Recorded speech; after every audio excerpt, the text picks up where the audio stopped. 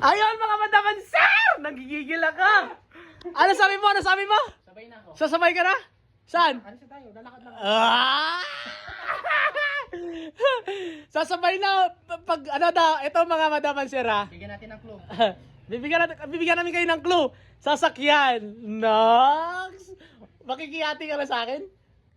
Oo. Ano siya eh? Ah. Maliit to eh. Di siya totally hati eh. Para salimpo siya muna ako. Wala naman sa ano yan, sa halaga ng pera eh. Ayan. Kumbaga, nasa ano yan, nasitiwala mo sa akin bro. Oo. Yeah. 100% ang tiwala ko sa'yo bro. Baka itakbo ko yung pera mo. Hindi, alis ka naman talaga eh. Mamaya ba ako? Nagigigil ako. Gano'n kalaki tiwala ko sa'yo bro. Yola! Business partner ka, business partner. Oo. Gusto mo pagbigay sa'yo ito, kasama na rito, papalakihin mo ito. Ano lang gusto mo sabihin bro? Bakit, kumbaga gusto mo ako ka-business partner? Ayan. Ano bang bakit? Kasi pera yung pinag-uusapan eh. Oh, Tiwala eh. Oh, wow. Tiwala bro, kilala na kita. Alam ko namang tawag dito, hindi, syempre hindi ka madaya. Baka plastic yan ah, Ay, hindi to na yun.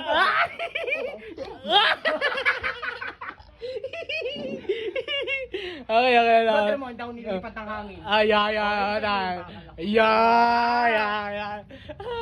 Tapos, ano pa? Plastic kasi bro, pag hinangin, tatangin mo. Right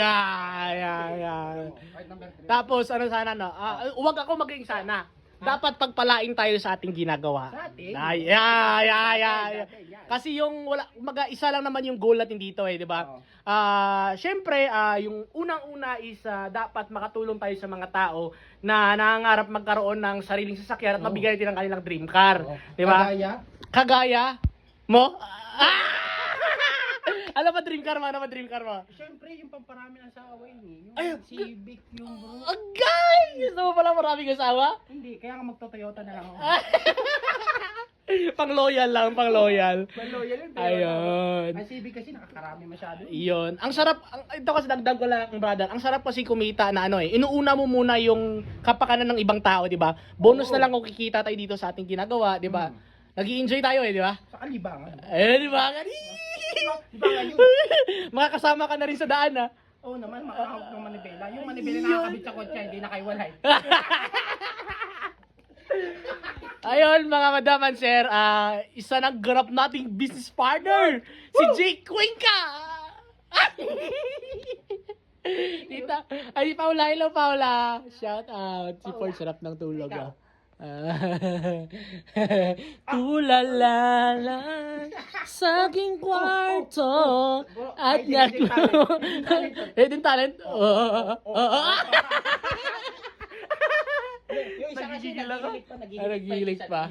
Ay lang bro, ano na lang, kumbaga, gusto mong sabihin sa ating mga followers. Ayan, yan. Madadagdagan na yung tao magbibigay sa inyo ng pinapangarap yung sasakyan. Yan!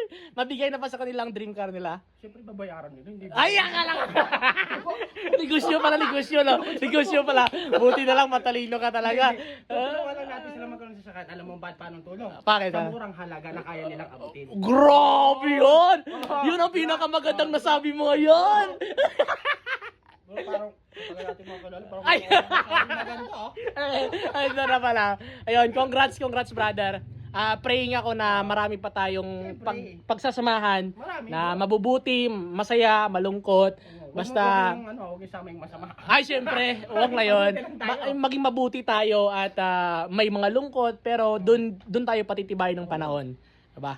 At huwag natin kalimutan palagi yung nasa taas na laging mag-guide sa atin. Kasi hindi biro etong ating ginagawang negosyo. Naman. Na, di ba, marami tayong alam nyo na, di ba, sa paligid na hindi natin alam kung anong takbo ng mga utak nila. Pero at least, alam nila na ginagawa natin to. Baga, para naman sa kanila, sa mga tao na maibigay natin yung dream car nila sa murang halaga, pero quality. Di ba? Quality, syempre. Yan. Masariwa pa sa jowa mo. Yan! Aray ko! Paktay sa sawa! Eto lang, ano sasabihin mo sana? Sa asawa mo, doon siya nanonood. Ay, okay. Sa nanonood. Baka sampalin ako. Okay. Ano sabihin mo na kanina? Saan? Ayun, baka may gusto ko sabihin kanina. Nakalimutan ko. Nakalimutan mo na? Aray! Agoy. Wala ka nang sasabihin. Ano ba sabihin ko? Wag mo na isipin. Masakit mag-isip ng iba ang iniisip niya. Sana hindi ko lang sinabi ko. Basta yun naman sabi ko sa inyo guys. Ibigay namin sa inyo sariwang unit. Yun. Grabe. Talagang tawag dito, sa murang halaga pa. Yun. Quality pa. Busisihin talaga namin ang dapat bubusihin, no? Ayun. Yeah. Tapos ang makina papalitan namin. Yun, grabe 100 naman yun. cc, pang-aid. Tipid sa gasolina, low maintenance yun. Di ba? At isa ang kotse. Tama. Akin na yung pera mo, akin na. Itatakbo ko na ta!